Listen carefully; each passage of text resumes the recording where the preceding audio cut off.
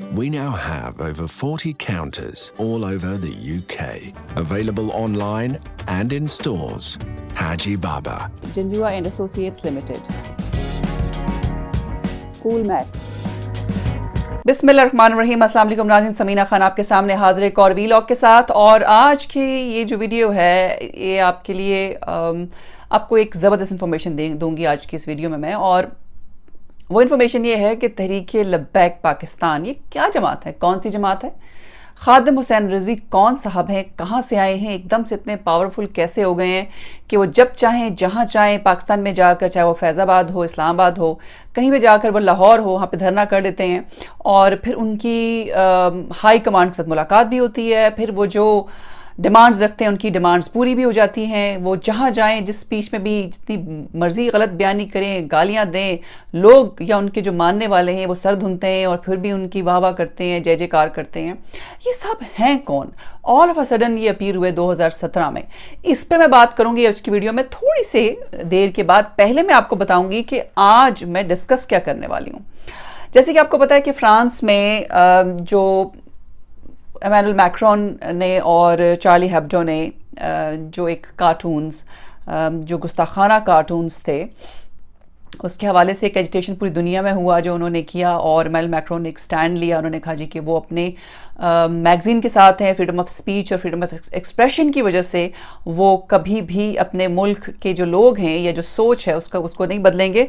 और उसके हवाले से उन्होंने ये कहा कि चाहे दुनिया भर में मुसलमान ऑफेंड होते हैं, अगरचे कि उनका ये मोटो नहीं है, क्योंकि अल जज़ीरा को उन्होंने इंटरव्यू दिया, अपनी क्लैरिफिकेशन देने की कोशिश की, लेकिन उसके बावजूद उन्होंने ये कहा कि वो अगर नहीं ऐसा करेंगे तो उनके मुल्क की जो राइट विंग जमातें हैं वो ऐसा करेंगी, इसलिए उनके लिए बेहतर है और उनके लिए मजबूरियां भी हैं कि वो इस हवाले से अपनी जो पॉलिसी है उसको मेंटेन करें। बहरहाल जो कुछ भी हुआ, पूरी दुनिया के भर के मुसलमानों ने एहतजाज किया, फ्रांसीसी मसनूआत का बायकॉट किया, पाकिस्तान भी उसमें पेश था, बांग्लादेश, सऊदी अरब, गज़े के जितने भी मुस्लिम कंट्रीज़ थे उन्होंने उसके ख़िलाफ़ आवाज़ बुलंद की और उनकी मसनूआत का बायकॉट किया। फाइनेंशली बहुत नुकसान हुआ फ्रांस को। और उसके साथ साथ ये भी हुआ कि यूएई ने, उनके एक मिनिस्टर ने, जो उनका फ्रांस का जो एक अपना एक पॉइंट ऑफ व्यू था उसके हक़ में उन्होंने स्टेटमेंट दी। लोगों ने बहुत बुरा बुला कहा यूएई को, लेकिन उनका अपना एक स्टैंड था, वो उस पर कायम रहे। बहरहाल बात फिर ये हुई कि तहरीक लब्बैक पाकिस्तान, जिसके करता धरता जो हैं वो खादिम हुसैन रिजवी साहब हैं, उन्होंने एक धरना एक दफ़ा फिर दिया और उस धरने को चंद रोज़ गुजरे, उनकी नेगोशिएशंस हुई पाकिस्तान की जो हाई कमांड है, यानी कि हमारी जो हुकूमत है, उसके साथ फिर उनके मुआहदा हुआ और एक मुआहदे के नतीजे में वो मान गए कि ठीक है जी वो इस धरने को ख़त्म करते हैं। सबसे पहले तो मैं आपको बताऊंगी कि उनका जो मुआहदा था या जो मुआहदा हुआ है वफाकी दारुल हुकूमत में वफाकी हुकूमत के साथ, वो मुआहदा क्या है। और ये कागज़ पे तय पाया गया है, कागज़ पे दस्तखत हैं, अगरचे इसमें पहली मरतबा किसी फ़ौज के रहनुमा के दस्तखत नहीं है, लेकिन कुछ सरकारी लोगों के दस्तखत मौजूद हैं और फिर उसके बाद वफाकी वज़रा के दस्तखत हैं, तहरीक लब्बैक पाकिस्तान के कुछ लोगों के दस्तखत हैं। अब तहरीक लब्बैक ने खूब तशहीर की इसकी सोशल मीडिया पे कि वो जीत गए एक मरतबा फिर और उनकी जो मुतालबात हैं वो हुकूमत ने मान लिए। अब वो मुतालबात क्या हैं? सिग्नेटरी जो हैं वो इस मुआहदे पे वो हैं ब्रिगेडियर रिटायर्ड एजाज शाह और हमारे जो वफाकी वज़ीर हैं मज़हबी उमूर के नूरुल कादरी, वो सिग्नेटरी हैं इस पे, और तहरीक लब्बैक के लोगों ने भी दस्तखत किए हैं। अब पहला नुक्ता ये है इस मुआहदे का कि फ़्रांस में जो गुस्ताखाना खाके शाया हुए उसकी वजह से पाकिस्तान में जो मुकीम है हमारे फ्रांसीसी सफ़ीर जो पाकिस्तान में मौजूद हैं, उनको 2 से 3 माह के अंदर रुखसत किया जाए, उनको फ़ौरन अपना वापस फ्रांस भेज दिया जाए, जिसको हुकूमत ने मान लिया है और कहा है कि वो पार्लियामेंट में कानून साजी करेंगे और फिर उस फैसले के बाद उनको मुल्क बदर कर दिया जाएगा। यानी कि सफ़ीर को निकालने के लिए पाकिस्तानी हुकूमत ने यह कहा है कि वो फैसला साजी करेंगे, पार्लियामेंट में इसको डिस्कस करेंगे, पार्लियामेंट से इसको पास करेंगे और फिर उनको मुल्क बदर कर देंगे। उसके अलावा ये भी है कि हुकूमत पाबंद है इस मुआहदे के तहत कि सरकारी सतह पर फ्रांस की अशिया का बाइकआउट किया जाए اور اس معاہدے کی روح سے، یعنی کہ جو معاہدہ حکومت نے کیا تحریک لبیک کے ساتھ، وہ فرانس میں اپنا سفیر بھی تعینات نہیں کرے گی۔ میں آپ کو یہ بتا دوں، ریکارڈ کی بات ہے کہ فی الحال پاکستانی سفیر ہے ہی نہیں فرانس میں، کیونکہ وہ 3 مہینے پہلے ان کی جب ٹرانسفر ہوئی تھی، ان کی جگہ جو ان کے نائب ہیں وہ ایز اے ایکٹنگ سفیر کام کریں، لیکن فی الحال پاکستان کا سفیر فرانس میں ہے ہی نہیں۔ یہ ان کی دوسری شرط ہے۔ تیسری شرط یہ ہے کہ ان کی تنظیم کے جتنے بھی لوگوں کو بند کیا گیا تھا جیلوں میں، ان کو فوراً سے پہلے رہائی دی جائے۔ اور اب سوال یہ ہے کہ جب آپ یہ شرطیں دیکھتے ہیں تو کچھ سوال ذہن میں آتے ہیں کہ فرانس کے سفیر کو نکالا جائے گا پاکستان میں پارلیمنٹ سے قانون سازی کر کے، حالانکہ ایسا تو نہیں ہوتا۔ ویانا کنونشن کے تحت جو وزارت خارجہ ہے، یہ رائٹ اس کے پاس ہے کہ وہ چاہے تو سفیر کو بھیج دے، چاہے تو سفیر کو بلا لے۔ اب یہ قانون سازی کیسی ہوگی پارلیمنٹ میں؟ اب یہ حکومت نے کیا ان کو کوئی چورن بیچ دیا ہے، کیا ہوا ہے؟ دوسری چیز یہ ہے کہ آپ فرانسیسی مصنوعات کا بائیکاٹ کریں گے تو اس میں تو آپ کے پیٹرول سٹیشن اس میں ٹوٹل ہے، جس میں لوریل کی کاسمیٹکس جو مصنوعات ہیں وہ ہیں۔ اب آپ اتنی بڑی بڑی مصنوعات کا بائیکاٹ کریں گے تو آپ یہ بتائیے کہ آپ کریں گے کہ آپ کو پیٹرول کہاں سے ملے گا؟ اور تیسری چیز جو میرے ذہن میں آتی ہے کہ اتنی بڑی ہماری مطلب پاکستان کی چھٹی بڑی فوج ہے، پاکستان کی ہماری جو حکومت ہے وہ الیکٹڈ گورنمنٹ ہے، اب ان پر اتنا پریشر ڈال دیا ہے انہوں نے، خادم حسین رضوی صاحب نے، کہ وہ مجبور ہو گئے کہ انہوں نے کہا ٹھیک ہے جی ہم گھٹنے ٹیک دیتے ہیں، جو آپ چاہتے ہیں ہم آپ کے لیے وہ کریں گے۔ فرانسیسی سفیر کو بھی نکال دیں گے، ملک بدر کر دیں گے، اپنا سفیر بھی وہاں نہیں بھیجیں گے، ان کی مصنوعات کا بھی بائیکاٹ کر دیں گے۔ تو آپ ان لوگوں کے ساتھ بائیکاٹ کریں گے تو سٹینڈ کا کریں گے؟ پاکستان کہاں کھڑا ہوگا جہاں آلریڈی دنیا میں یہ لوگ باقی ملک کے خلاف ہیں؟ اور فرانس نے کچھ کہیں پاکستان کے ساتھ کو لاجسٹک مدد بھی دی، یعنی کہ فیٹف میں جب انڈیا نے بھرپور زور لگایا کہ اس کو بلیک لسٹ میں ڈالا جائے، فرانس نے پاکستان کے موقف کی تائید کی۔ فرانس نے پری لاجسٹک سپورٹ دی بیفور فیٹف کہ آپ کس طریقے سے اپنے کیس کو پریزنٹ کریں فیٹف میں تاکہ آپ کو گرے لسٹ سے نکالا جائے، وہ بھی ساری سپورٹ فرانس نے کی۔ اور اس کے علاوہ بھی اور سفارتی تعلقات کے حوالے سے بھی فرانس نے پاکستان کو سپورٹ کی ہے۔ پھر خاص طور پر جو ہوا بازی، بین الاقوامی ہوا بازی کے جو قانون ہے، قواعد، اس میں پاکستان کو ٹیررزم کی وجہ سے ایک ایسی لسٹ میں رکھا ہوا تھا جس کی وجہ سے لوگ جو ہیں وہ ٹریولنگ سے گھبراتے تھے، اس میں بھی فرانس نے پاکستان کو ہیلپ کی اور اس سے باہر نکالا اور اپنے ملک میں خاص طور پر ٹریولنگ کی اجازت دی، اور کسی قسم کا جو ریڈ الرٹ ہے وہ موجود نہیں ہے۔ تو اب کیسے پاکستانی حکومت نے یہ جو معاہدہ کیا خادم حسین رضوی سے، وہ اس کو پورا کریں گے؟ خیر یہ تو حکومت نے کیا۔ اب میں جس پہ اصل میں آج کے پروگرام میں بات کرنا چاہ رہی ہوں، جو سوال میرے ذہن میں بھی اور آپ کے ذہن میں بھی ہے کہ خادم حسین رضوی صاحب ہیں کہاں، کون، یہ کہاں سے آئے ہیں جن کو کوئی جانتا نہیں تھا، آل آف اے سڈن یہ نمودار ہوئے، ان کو فنڈنگ کون کرتا ہے؟ یہ اتنے نڈر و بے باک ہیں کہ پاکستانی فوج کے جنرلوں کو گالیاں دیتے ہیں، ہماری حکومتی عہدیداروں کو گالیاں دیتے ہیں، سر عام ماؤں بہنوں کو گالیاں دیتے ہیں، اتنی گندی گالیاں دیتے ہیں، ان کے خلاف کوئی کارروائی نہیں ہوتی، ان کو گرفتار نہیں کیا جاتا۔ ایسے کیا تو تھا ان کو، لیکن جس طریقے سے یہ نڈر اور بے باک ہو گئے، اس کا مطلب ان کے خلاف کوئی کارروائی ہوئی نہیں۔ تو پہلا سوال جو یہی ہے کہ یہ ہیں کون؟ 2017 تک ان کو کوئی نہیں جانتا تھا۔ فیض آباد دھرنا انہوں نے دیا and all of a sudden یہ سامنے آ گئے۔ آپ کو یاد ہوگا کہ ممتاز قادری جنہوں نے گورنر پنجاب سلمان تاثیر کو قتل کیا تھا، ان کی سزا کے خلاف اور اس کے حق میں یہ باہر نکلے تھے، وہاں سے پھر ان کو ایک تھوڑا سا انٹرنیشنل ناٹ انٹرنیشنل بٹ لوگوں میں، پاکستان کے لوگوں میں ان کی جان پہچان بنی۔ اب یہ ایک مسجد کے خطیب تھے پہلے، اور اب 52 سال کی 52 ایئرز یہ مسجد کے خطیب رہے، اور جیسے آپ کو میں نے بتایا کہ فیض آباد دھرنے سے ان کا نام اوپر آیا۔ جب انہوں نے ممتاز قادری کے حق میں کھل کر بولے تو اوقاف میں ان کی نوکری بھی تھی، وہ نوکری سے بھی جاتے رہے۔ پھر اس کے بعد یہ ہوا کہ اب سوال یہ پیدا ہوتا ہے کہ بھئی ان کو حمایت کس کی حاصل ہے کہ جو کچھ ان کے منہ میں آتا ہے یہ بول دیتے ہیں، کہہ دیتے ہیں، کوئی ان کو کچھ نہیں کہتا، ان کو کسی کا نہ فوج کا ڈر ہے، نہ حکومت کا ڈر ہے، نہ کسی پرسنالٹی کا ڈر ہے، نہ کسی عام شہری کا ڈر ہے۔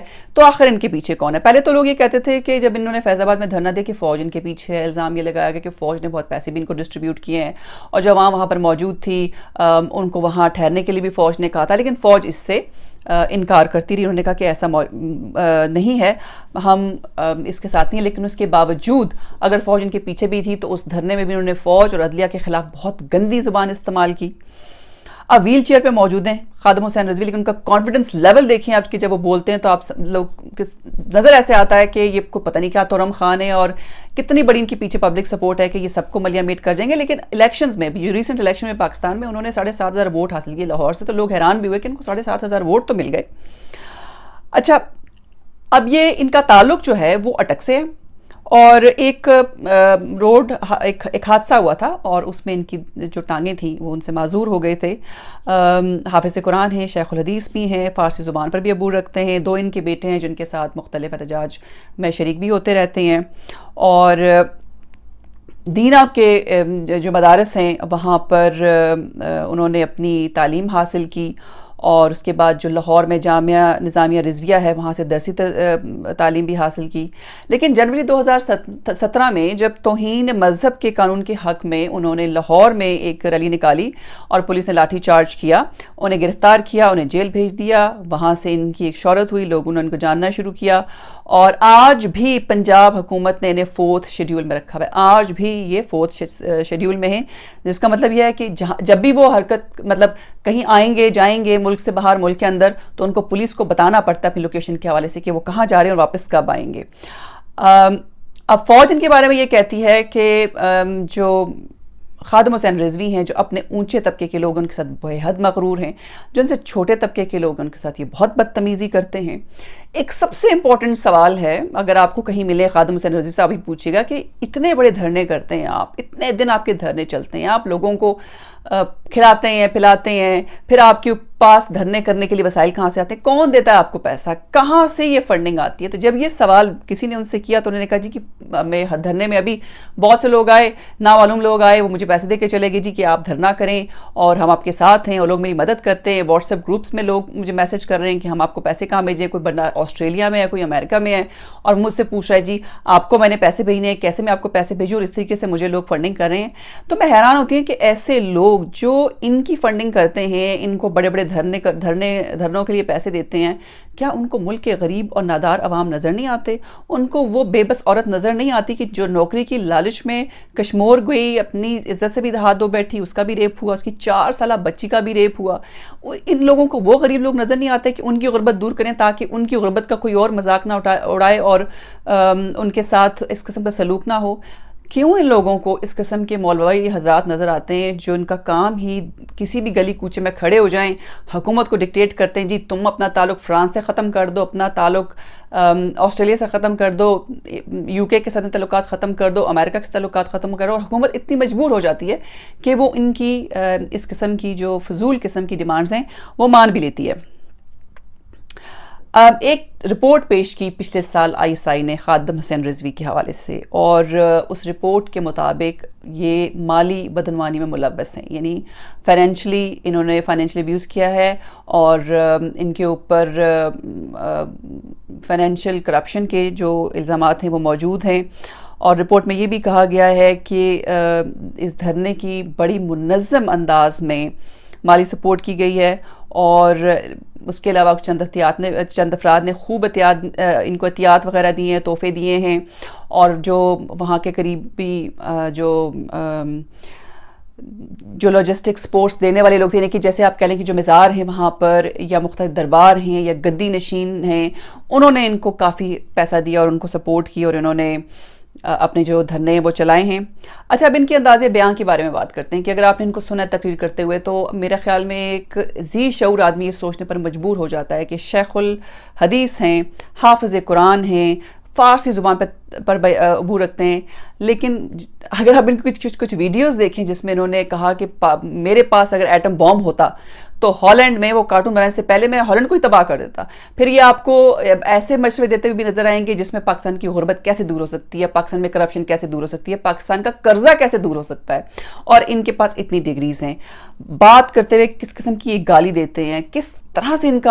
ابھی ریسنٹلی میں ان کی ایک ویڈیو دیکھ رہی تھی کہ میڈیا پہ ان سے پوچھا کہ ایک بچے کو مسجد میں مولوی نے اس بچے کو ابیوز کیا، اور جس کی ویڈیو بھی وائرل ہوئی، ان کو جب پوچھا گیا تو انہوں نے کہا جی کہ ہم آپ کو کہتے ہیں کہ آپ اپنے بچوں کو چھوٹے چھوٹے کپڑے پہنائیں, آپ اپنے بیٹیوں کو بغیر دوپٹوں کے اور ایسے کپڑے پہنائیں کہ انسان ہے, انسان کا دل تو خراب ہوتا ہے. یہ ہم کہتے ہیں آپ کو, یہ تو آپ لوگوں کا کام ہے.